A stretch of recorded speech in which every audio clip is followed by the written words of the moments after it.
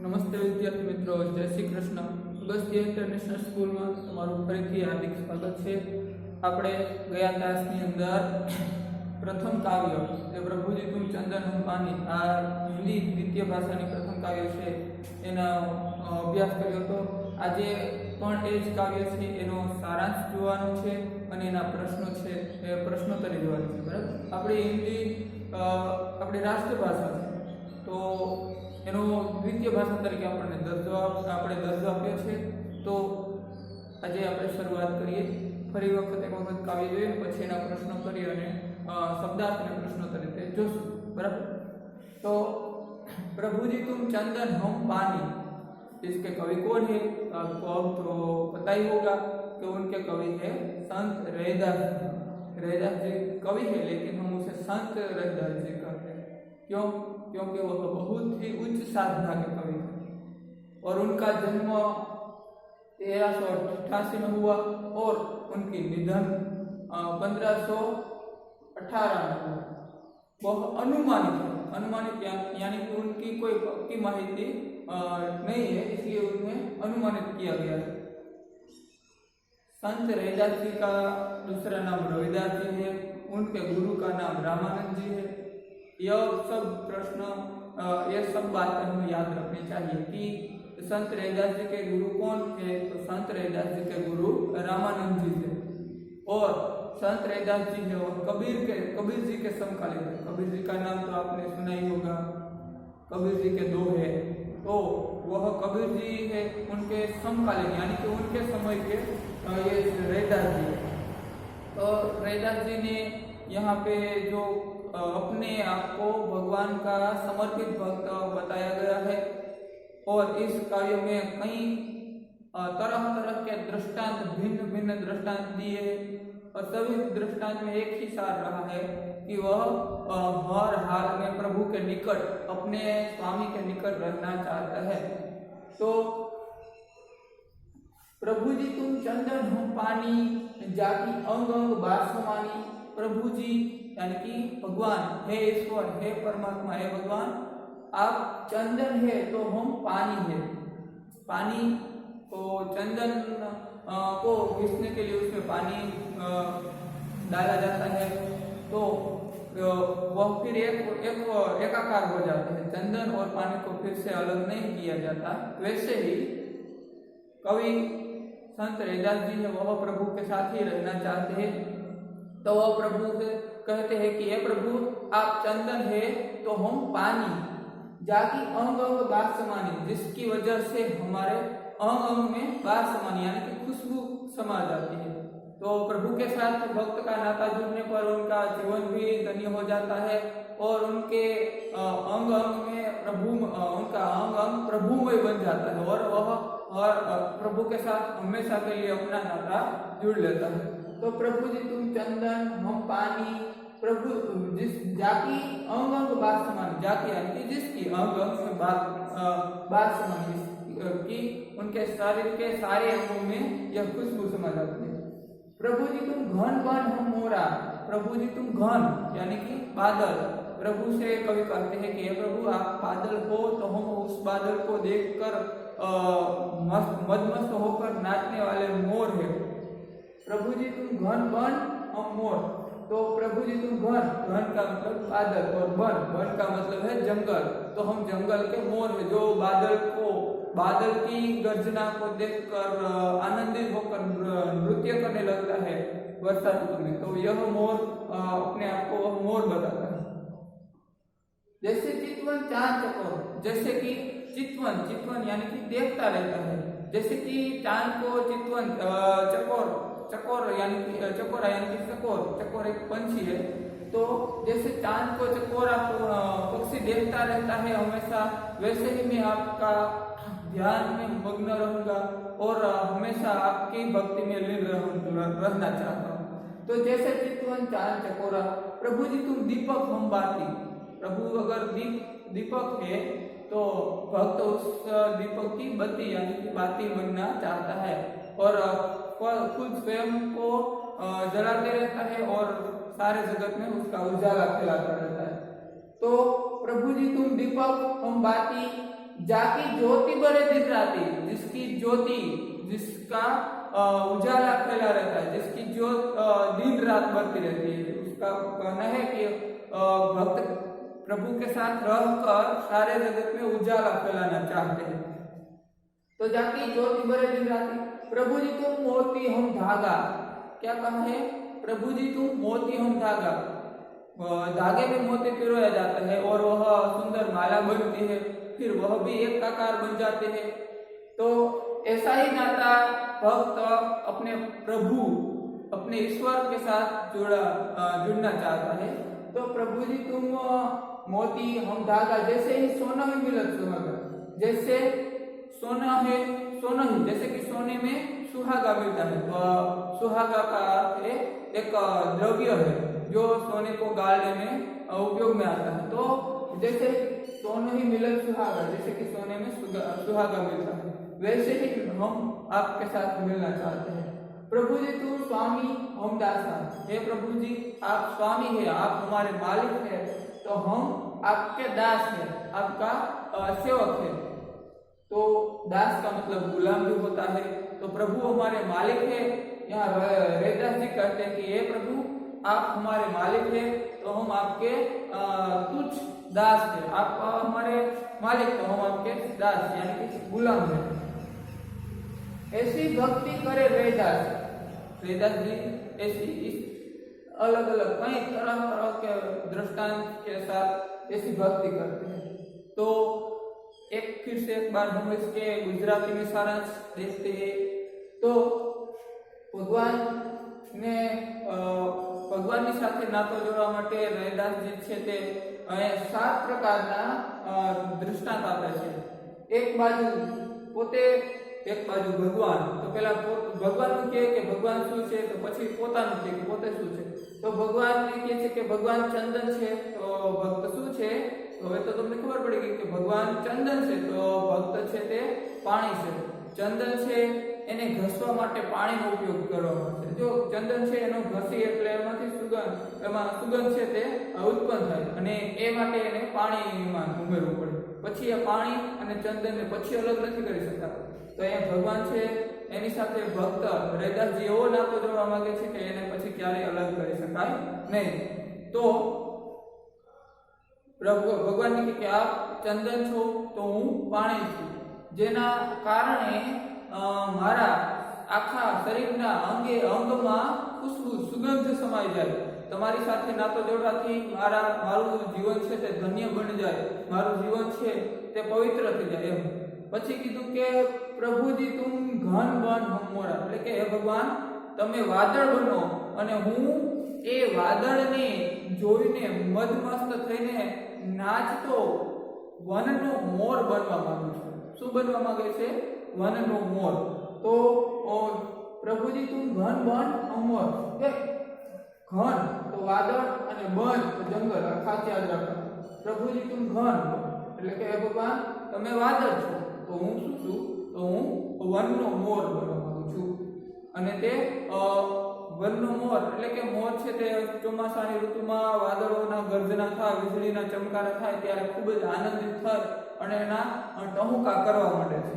તો જૈસે ચિતવન ચાંદ ચકોર, આ ચકોર છે એ એક પક્ષી છે અને ચાંદ સામે જ દ્રષ્ટિ રાખી અને બેઠું હોય।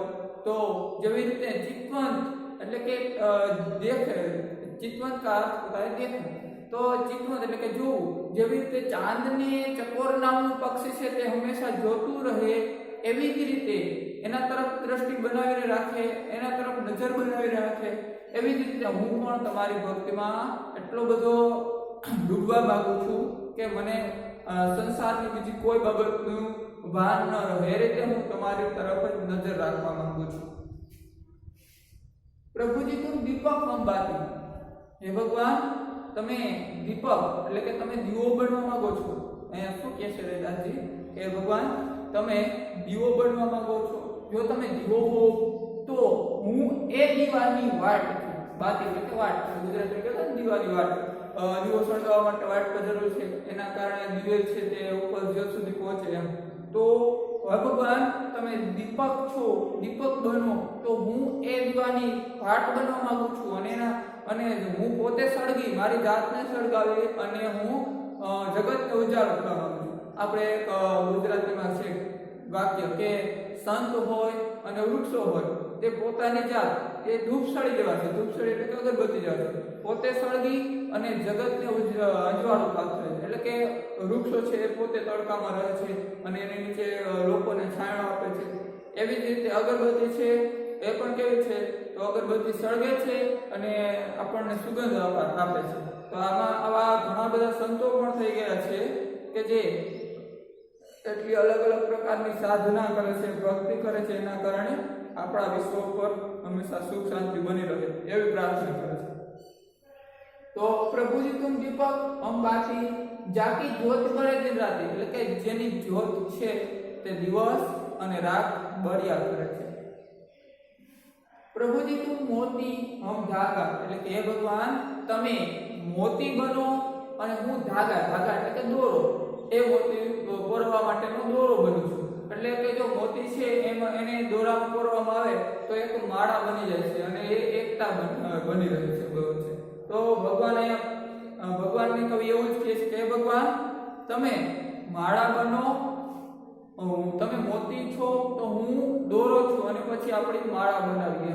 એટલે એમાં પણ આગળની જેમ જ ભગવાન સાથે કવિ છે તે નાતો જોડવા માંગે, સંબંધ રાખવા માંગે છે.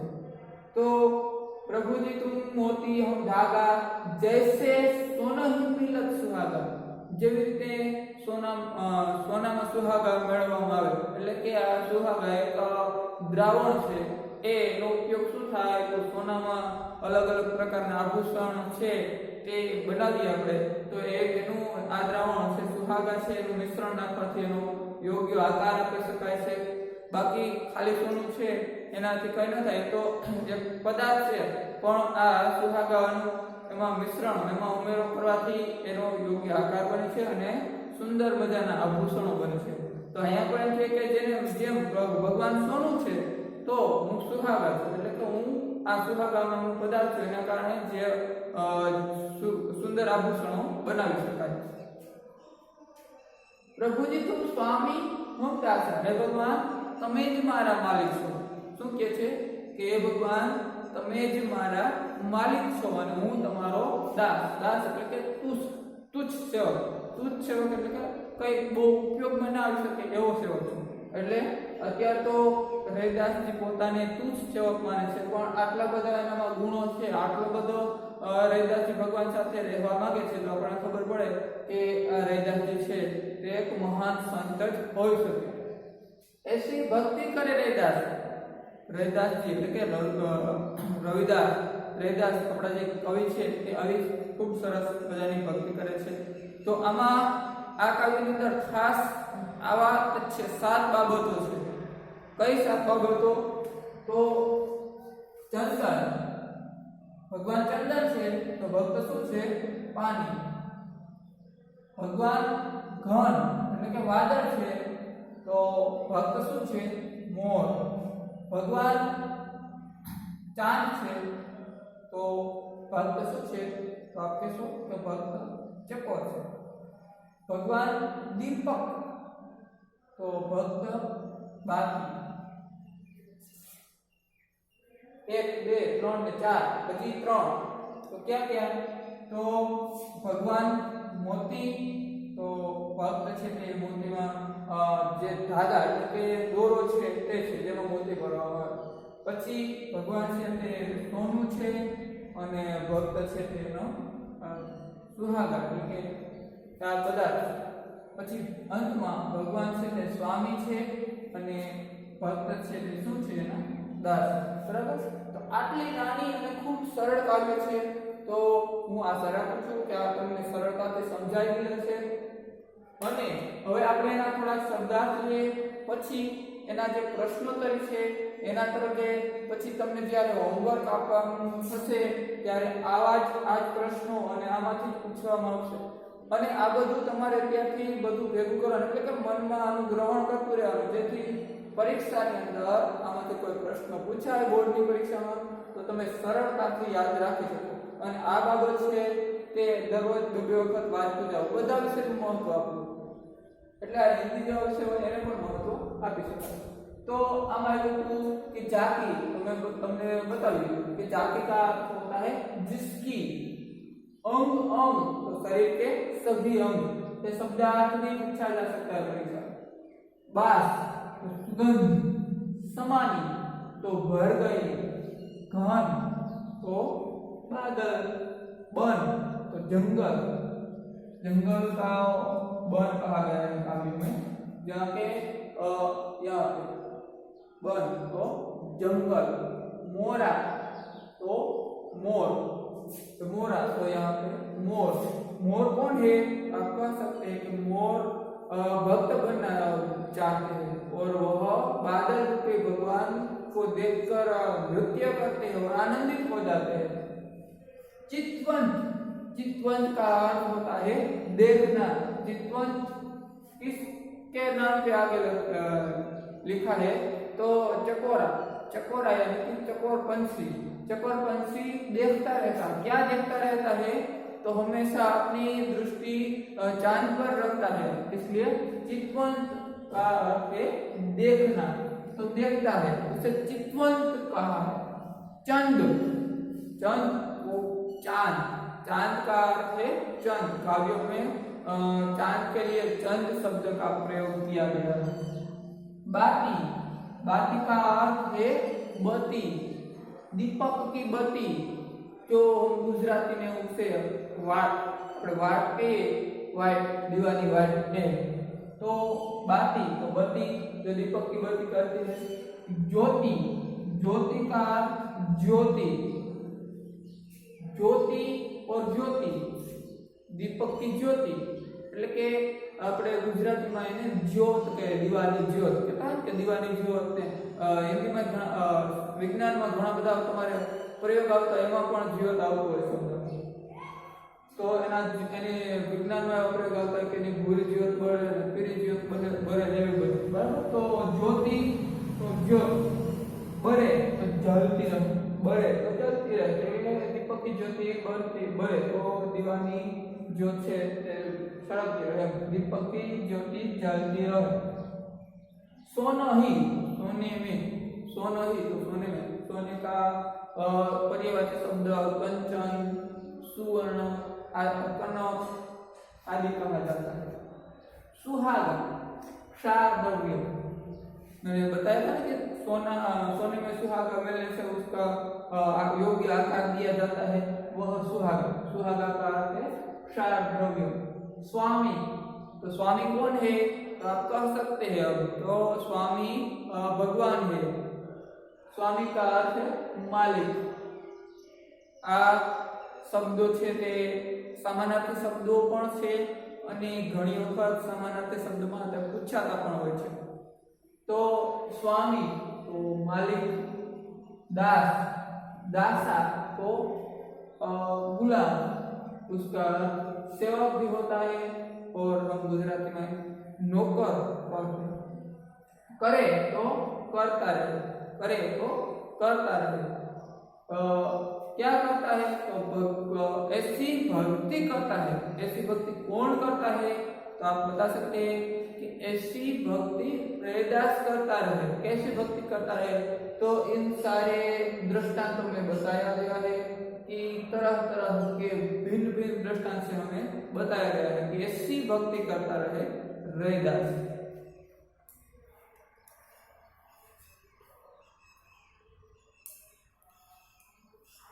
अब हम कई सवालों की ओर जाते हैं. तो ये सवाल आपको याद रखना होगा और अब मैं आशा रखता हूँ कि यह सवाल आपको उनके उत्तर देने होंगे तो भी आप दे सकते हैं. जैसे कि संत रैदास जी ने स्वयं को क्या क्या कहकर संबोधित किया है? संत रैदास जी ने स्वयं को क्या क्या कहकर संबोधित किया गया है? तो संत रैदास जी છે એને પોતાને શું શું કહીને સંબોધિત કર્યા? તો તમને મોટા ભાગના વિદ્યાર્થીઓને આવડી જાય. શું કીધું કે રૈદાસ જી છે એને પોતાને શું કહીને સંબોધિત કર્યા છે?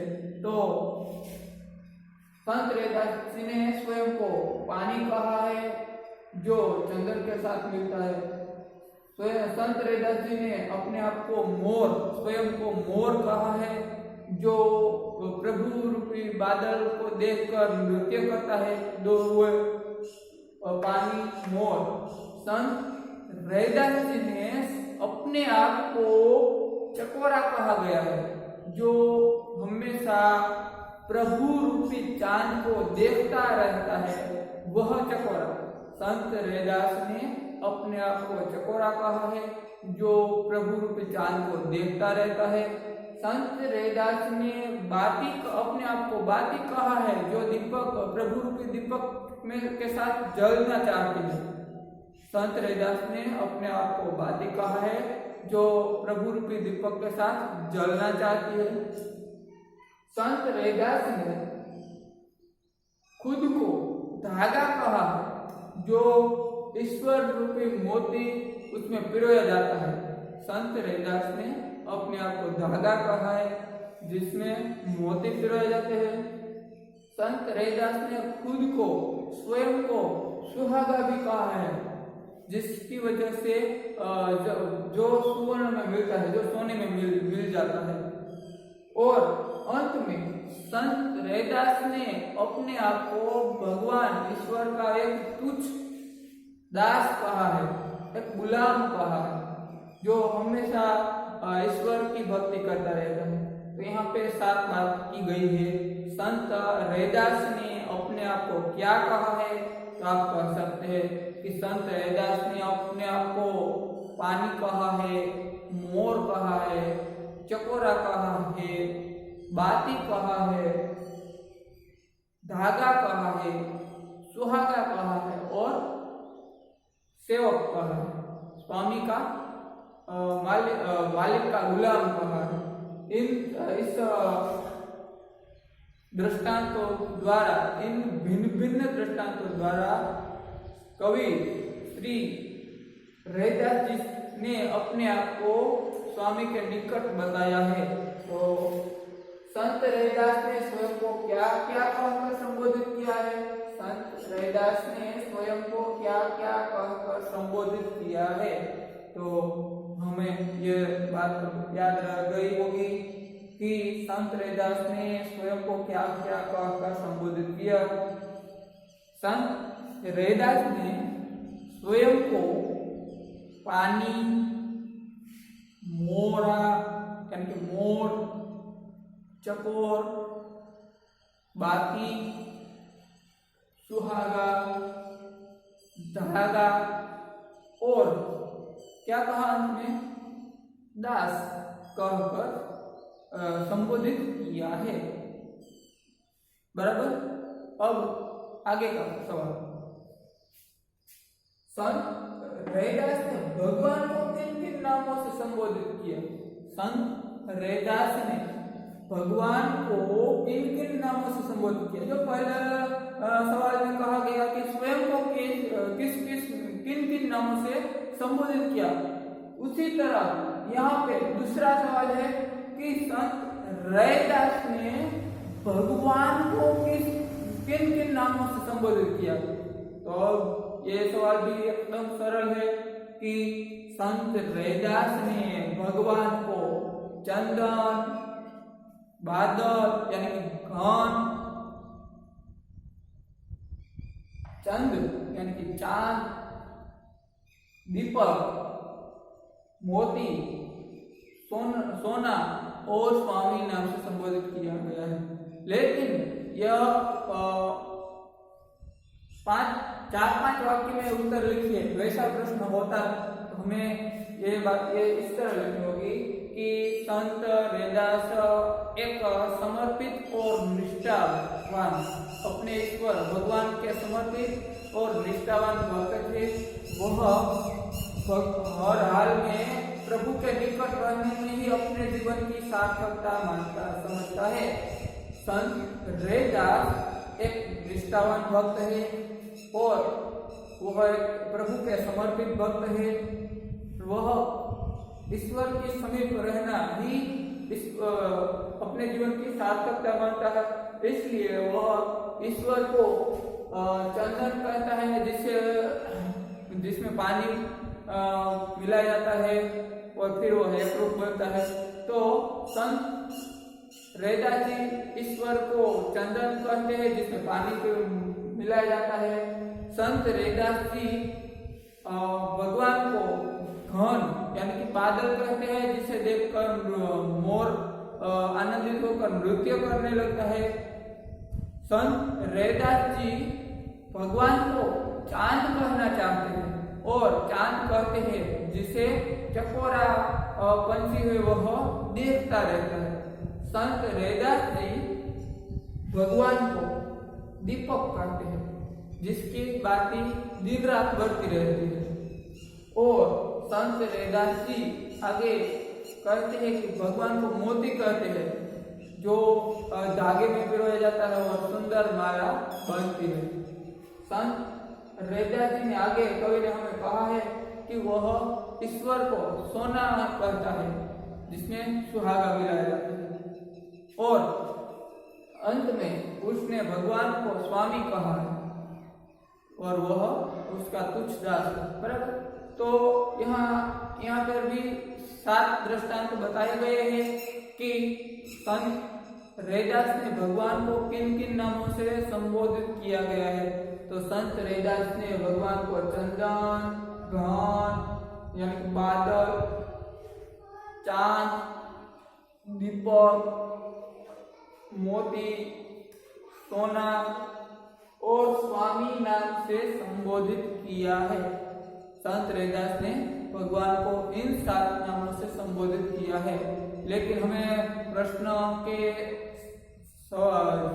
जवाब सही तरीके से लिखना हो तो हम ऐसे लिखते हैं कि संत रैदास भगवान के एक समर्पित और निष्ठावान भक्त थे और वह भगवान के साथ रहने में, हर हाल में भगवान के साथ रहने में ही अपने जीवन की सार्थकता मानते हैं। इसलिए वह कई दृष्टांत से भगवान के साथ नाता जुड़ा रहता है। जैसे कि भगवान को वह चांद कहते हैं, चंदन कहते हैं जिसमें पानी मिलाया जाता है। संत रैदास जी भगवान को घन यानी कि बादल कहते हैं जिसे देखकर मोर नृत्य करने लगता है। और संत रैदास जी भगवान को चांद कहते हैं जिसे चकोरा पंछी देखता रहता है। संत रैदास जी भगवान को दीपक कहते हैं जिसकी बाती दिन रात जलती रहती है। और भगवान को आगे सोना कहते हैं जिसमें सुहागा मिलाया जाता है। और अंत में वह भगवान को अपना मालिक समझते हैं। बराबर। तो इन तरह तरह के दृष्टांतों द्वारा कवि भगवान के साथ रहना चाहते हैं। और एक अंत में एक लास्ट सवाल, संत रैदास ने भगवान के प्रति अपनी भक्ति भाव किन किन रूपों में व्यक्त की? संत रैदास ने भगवान के प्रति अपना भक्ति भाव किन किन दृष्टांतों से व्यक्त किया है? तो इन तीनों सवाल में एक ही जवाब आते हैं और वह हमारे काव्य। तो संत रैदास ने भगवान के प्रति अपना भाव इस रूपों में व्यक्त किया है। तो यहाँ पे अभी वो सवाल विधान आता है कि संत रैदास भगवान के एक निष्ठावान और समर्पित भक्त थे और वह भगवान के साथ नाता जुड़ा रहने में ही अपने जीवन की सार्थकता मानते हैं। वह कहते हैं कि अगर भगवान चंदन है तो हम पानी बनना चाहते हैं जो चंदन के साथ मिलकर सुगंधित हो जाता है। और भगवान अगर चांद बनना चाहते हैं तो हम चकोरा बनना चाहते हैं। भगवान घन बनना चाहते हैं, भगवान बादल बनना चाहते हैं तो हम मोर बनकर उसको देखकर उसकी गर्जना सुनकर नृत्य करने लगे। भगवान अगर दीपक बनना चाहते हैं तो हम उस दीपक की बाती बनकर दिन रात जले। भगवान मोती बनना चाहे तो हम उस मोती जो धागे में पिरोए जाते हैं वह धागा बनना चाहते हैं। भगवान सोना बनना चाहे तो हम उस सोने में मिलने वाले सुहागे हैं जिसकी वजह से सोने सुवर्ण को योग्य आकार दिया जाता है। और अंत में रैदास जी ने कहा है कि भगवान अगर स्वामी है तो हम उसके दास हैं और हम इसके साथ हर हाल में रहना चाहते हैं, उनके तुच्छ दास, यानी कि हम अज्ञानी हैं और ईश्वर ही हमारा सब कुछ है। जो कोई हम जो भी कुछ है वो ईश्वर की वजह है। और हम सब ने ये बात सही है कि हम सब ने ईश्वर की मर्जी से ही इस जगत में जन्म लिया, बराबर। तो हमेशा के लिए ईश्वर ही हमारे स्वामी है, ईश्वर ही हमारे मालिक है। इस कविता में कई छोटे छोटे क्वेश्चन, छोटे छोटे सवाल भी पूछा जा सकता है, तो इसके बारे में भी हम थोड़ी कुछ चर्चा करते हैं कि भगवान अगर गहन है तो भक्त क्या है। भगवान अगर गहन है तो भक्त क्या है। तो आप कह सकते हैं कि भगवान अगर गहन है तो भक्त क्या है। भक्त मोर है, यानी कि मोरा है। भगवान सोना है तो रैदास क्या बनना चाहते हैं। तो भगवान सोना है तो भक्त यानी कि रैदास जी है वह सुहागा बनना चाहते हैं। भगवान दीपक तो भक्त क्या है।